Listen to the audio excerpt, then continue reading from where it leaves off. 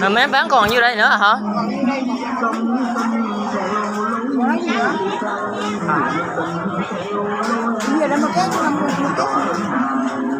Không, tí nữa gì là mua luôn.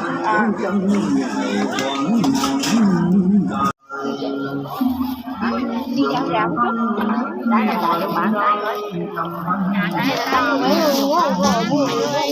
Tao bé lỡ rồi bé con xài cho.